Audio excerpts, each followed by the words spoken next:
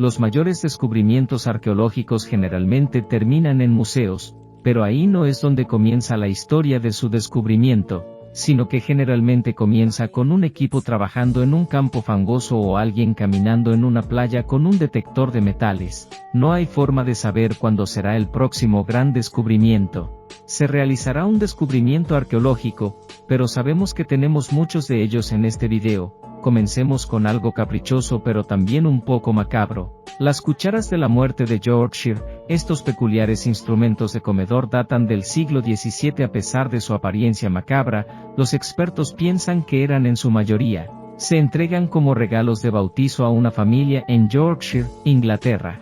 Cada una de las cucharas tiene calaveras grabadas en la parte superior de sus tallos y está grabada con el mensaje "vive para morir en un lado y muere para vivir en el otro". El nombre correcto para cucharas como esta.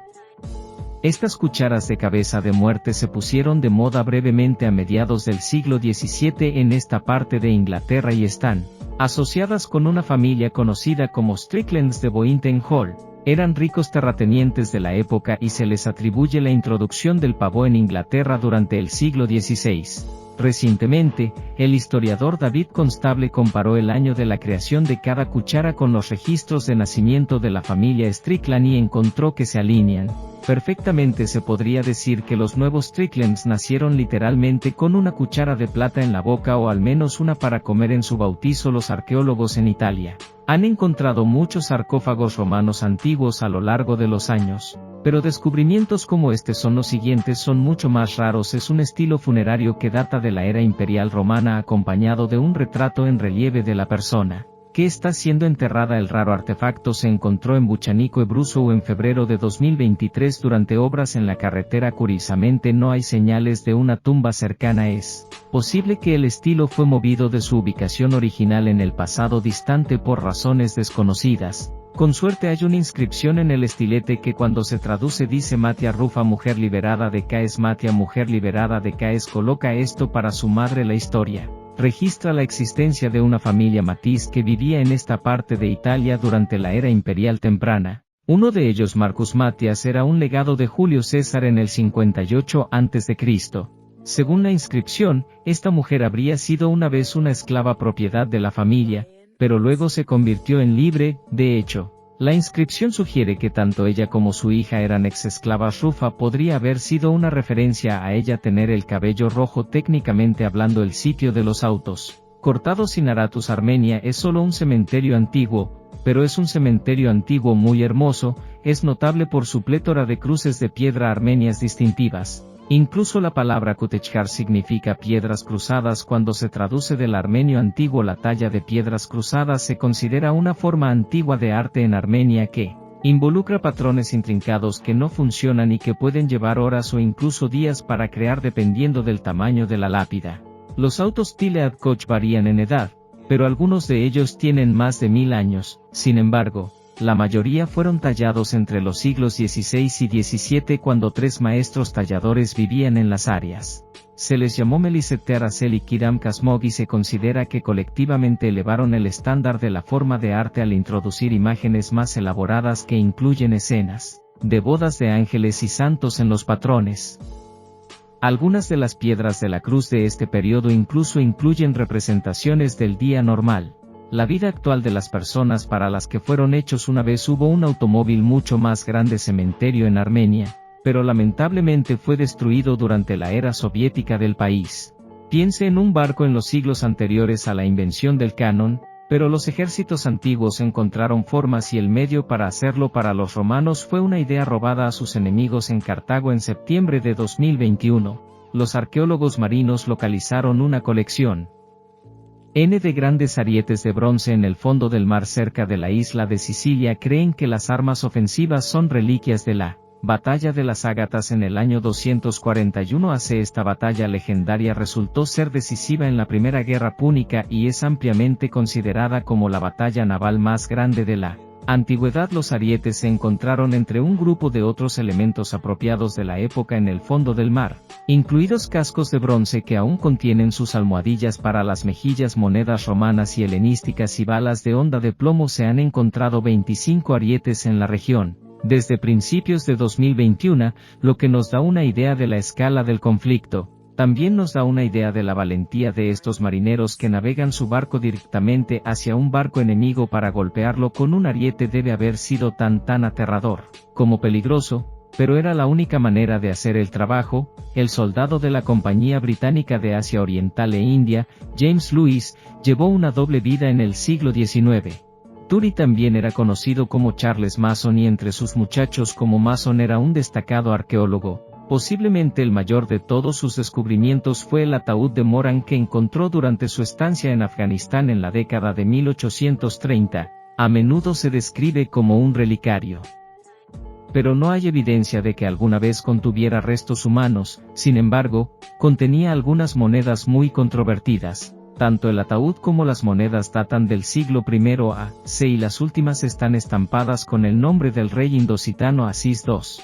La controversia aquí es que varios historiadores no creen que Aziz II haya existido alguna vez y que la persona que se cree que es Aziz II es en realidad australiano, el primero que regresa por un segundo anillo como rey. Igual de controvertida es la representación de un Buda en las inscripciones decorativas del ataúd, que se dice que es las representaciones más antiguas conocidas de Buda en cualquier forma y lo muestran con un vestido y una pose atípica.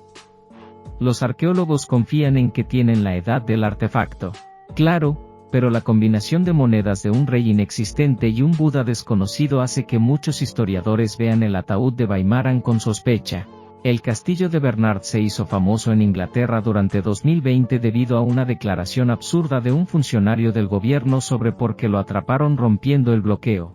Condiciones por derecho. Debería ser más famoso por ser el lugar donde encontrará un autómata único en su tipo conocido como Silver Swan que se encuentra dentro del Castles Bowers Museum. Silver Swan es una descripción perfectamente precisa de la apariencia del artefacto, pero realmente no le hace justicia.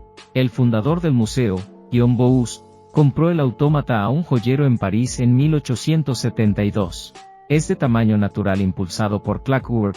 Contiene una caja de música y se asienta sobre un lecho de varillas de vidrio y cuentas diseñadas para parecerse a un corriente chispeante. Cuando se da cuerda a su mecanismo, suena la música y las varillas de vidrio en la corriente giran, dando así la ilusión de movimiento al mismo tiempo que el cisne se acicala y gira la cabeza de un lado a otro antes de agacharse para atrapar peces nadando en el arroyo. Se cree que el cisne fue construido por James Cox y John Joseph Merlin en 1773 y pasó un tiempo en Londres antes de ser vendido al comerciante parisino. Originalmente tenía una cascada detrás, pero se la robaron mientras se exhibía el cisne en el siglo XIX. Música. No todos los descubrimientos arqueológicos están en museos. A veces, si tienes mucha suerte, encontrarás uno debajo de tu cama. Ahí es donde está muy viejo, muy valiosa corona de mirto griego dorado. La corona fue descubierta en Somerset, Inglaterra, en mayo de 2016. Su propietario no tenía idea de su verdadero valor y la guardó dentro de una caja de cartón vieja y sucia durante años. La corona tiene aproximadamente 300 años y vale más de $100,000. El dueño quiso permanecer en el anonimato, pero dice que lo heredó de su abuelo hace varias décadas y nunca pensó en tenerlo tasado profesionalmente hasta el suyo propio. Los nietos sugirieron que los gobernantes de la antigua Grecia no usaban coronas como esta, sino que se usaban en ceremonias y ocasionalmente entregaban sus premios después de competencias atléticas. Aparentemente, el abuelo del hombre era un entusiasta historiador aficionado que pasó gran parte de los años 40 y 50 viajando por Europa siguiendo los pasos de Alejandro Magno. A pesar de su edad avanzada, todavía está en excelentes condiciones. El hombre no parece haber sufrido por estar atrapado en un contenedor tan desfavorable durante gran parte del siglo pasado. Encontrar una espada antigua en China es un evento notable para un arqueólogo, pero no es necesariamente raro. Es una tierra de miles de antiguos guerreros y muchos de ellos fueron a sus tumbas con sus armas a los lados. Lo que hace que esta espada en particular, que fue descubierta en una tumba en la ciudad china de Sinuang en enero de 2017, sea tan un hallazgo especial es el hecho de que se recuperó en tan buen estado que aún brilla en el L, aunque eso es a pesar del hecho de que la hoja tiene más de 300 años. Debe parte de su estado de conservación casi perfecto a que pasó todo el tiempo dentro de su vaina en una tumba fresca y seca. Es probable que perteneciera a un guerrero que vivió y luchó durante la era de los reinos combatientes, que duró desde el 475 a.C. hasta el 221 a.C.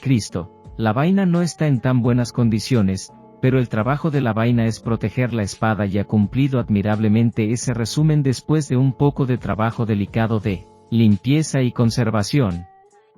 Desde entonces, la hoja se exhibió en un museo de la ciudad.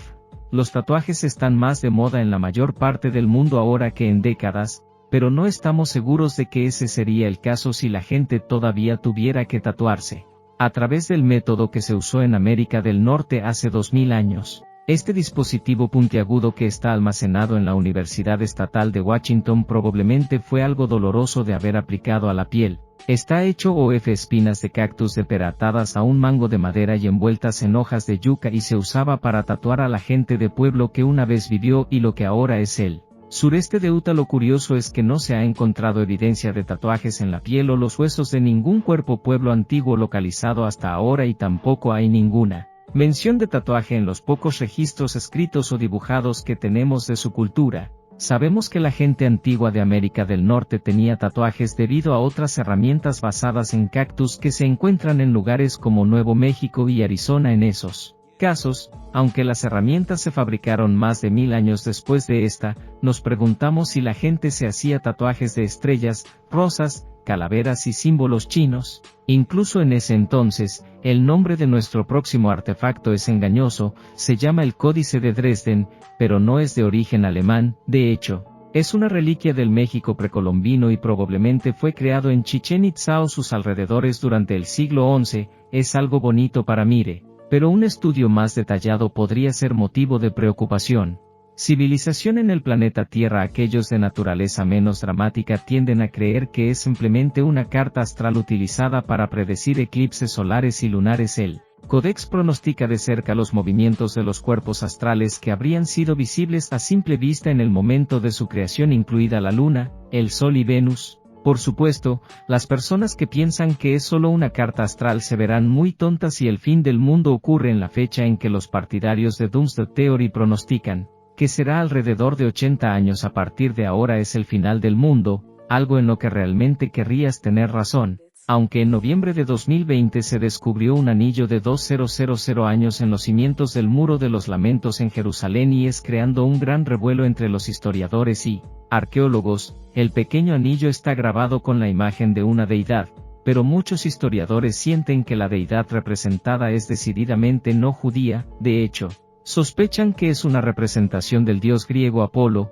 Probablemente se usó el anillo por su propietario como un medio para estampar y sellar cartas y contratos, pero es inusual que se encuentre una imagen de un dios no judío en Jerusalén.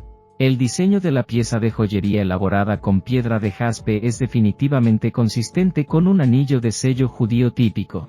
Pero la imagen en el anillo no es. Los expertos han especulado que el usuario podría no haber adorado a Apolo pero quería expresar las mismas cosas que Apolo representa según la antigua creencia griega: éxito, pureza, salud y luz. Incluso si eso es cierto, habrían estado tomando bastante un riesgo al usarlo. Para la gente de la época probablemente se habría visto como una blasfemia. A veces el nombre de un artefacto puede decir casi todo lo que necesita saber al respecto. Tome el Odín de Licheri, por ejemplo. Se supone que es una figura de Odín y se encontró en la ciudad danesa de Licheri en la isla de Zelanda en 2009. Sin embargo, hay más que eso. La mayoría de los expertos están de acuerdo en que la pequeña figura de plata fundida se hizo en algún lugar cerca de principios del siglo X, aunque no pueden ponerse de acuerdo en si realmente representa a Odín o no. El nombre está atascado porque el excavador que encontró la pieza cree que es Ser Odín sentado en su trono flanqueado por sus ravens Monin y Ugin. Sin embargo, algunos eruditos señalan que la figura lleva un vestido vikingo típicamente femenino del siglo X.